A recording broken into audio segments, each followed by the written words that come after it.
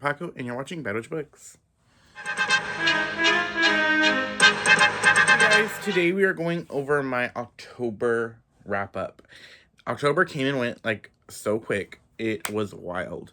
I had a really bad reading month in October.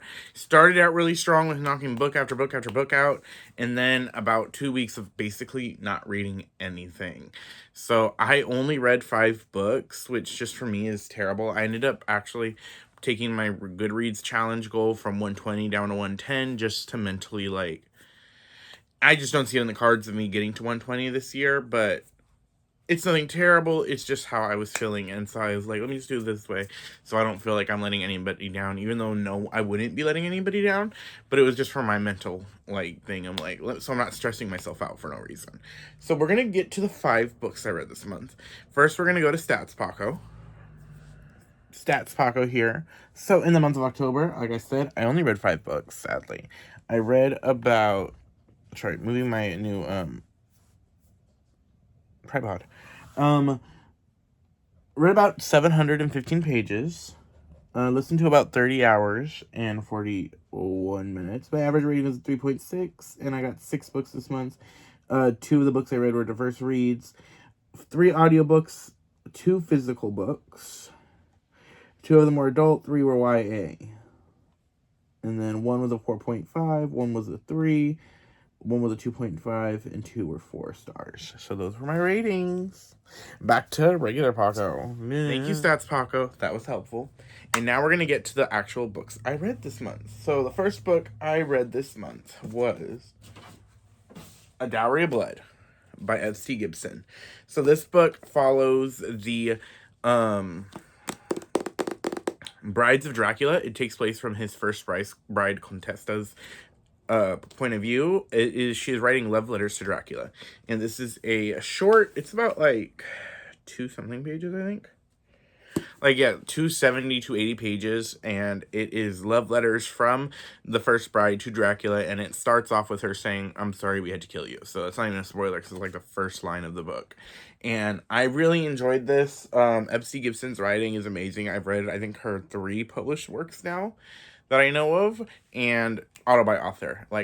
She has moved up into the top tier author list. So I am very excited. I really enjoyed this. The atmosphere was chef's kiss. The characters are really fun. And just the way that she wrote the setting and the feelings and this dark romance.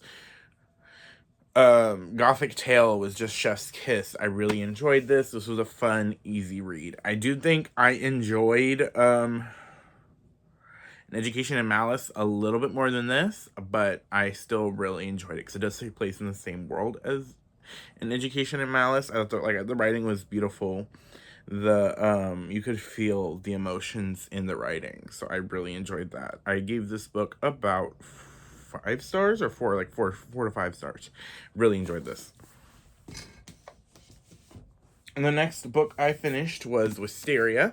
This is the Fairy Loot edition. This is by Adeline Grace. This is the final book in the Belladonna trilogy.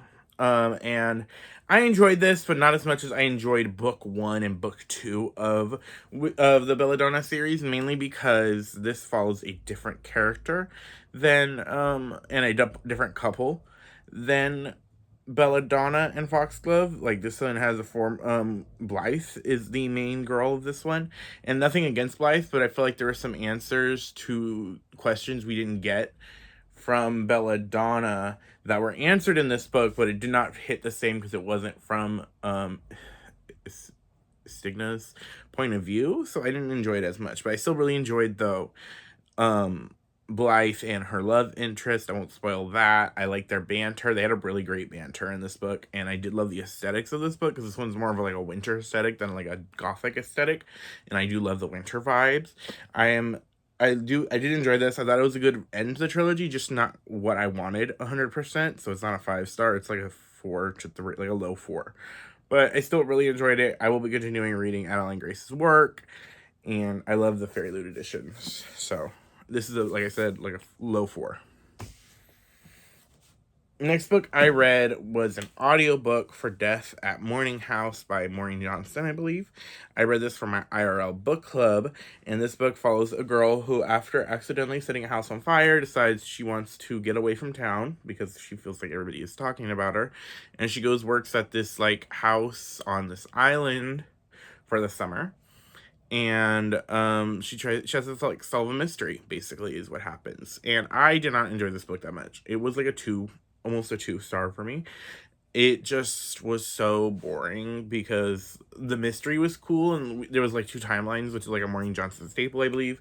And the like past timeline was really interesting, and the mystery aspect would have been cool, but I just did not like our main character. She was so like strung up on this girl that she had one date with, and then she was acting like they broke up and they had been dating forever, and it was just so irritating. I was like, shut the fuck up.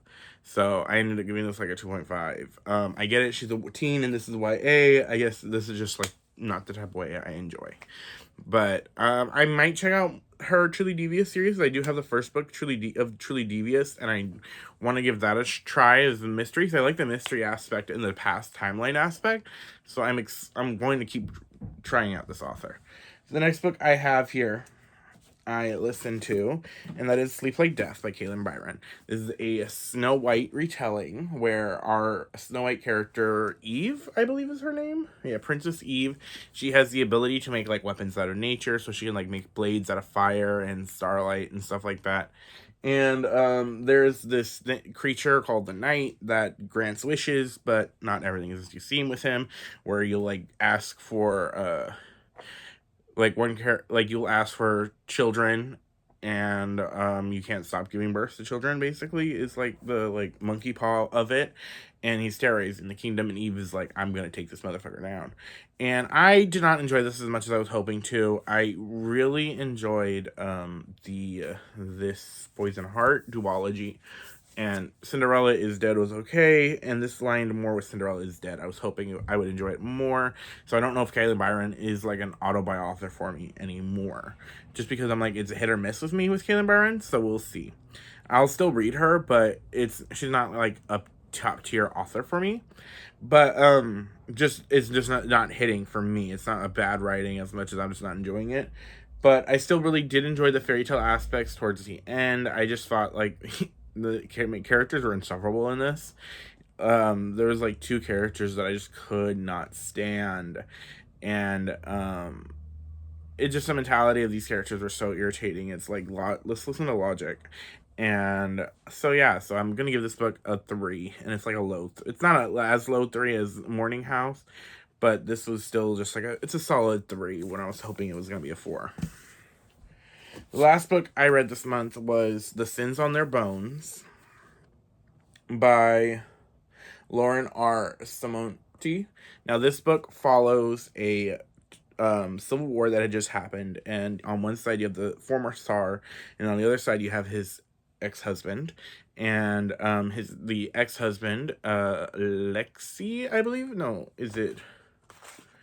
Because there's 3 POVs. There's so you have Dmitri, who is the Tsar. Yeah, Alexei, who is now immortal and has messed with the forces of the immortal sciences, I believe it's called. And so Alexei is taken over, and he's kind of like a dark lord almost, but he's like saying he's good and working with God and stuff like that. And Dmitri and his spy master Lexi are trying to get the throne back. And this book is good. I enjoyed it, but I will say read the trigger warnings because this has a lot to do with domestic abuse. It's a lot of emotional domestic abuse and even physical domestic abuse, so much that I had to like stop listening to it for a little bit because it was like, oof, this is a lot. This is like, this main story is of a character getting over still being in love with their abuser, and I enjoyed it. It was good, but like I said, I would heavily read the trigger warnings, and it was very graphic. Like there was like I said, there was scenes where I had to like stop listening to it because I was like, oh, this is just a lot right now. But I thought it was cool. The magic they had was interesting because it's based on Jewish folklore, was really cool. and I guess there's gonna be more, so I will probably pick it up. This is a queer fantasy. It's not a romantasy, so like it's like there is a romance in it, but that's not the focus of it. So I enjoyed this. I would like to see what other people think about it, and I will most likely be continuing with this series. So that is what I read this month. I think my top read was probably Dowry of Blood, which fits for October. I am still like disappointed in myself slightly for not being able to read as much, but I'm not going to beat myself about it. What was your guys' top read of the month? And yeah, I will see you guys next time. I post videos every Friday. And yeah, bye.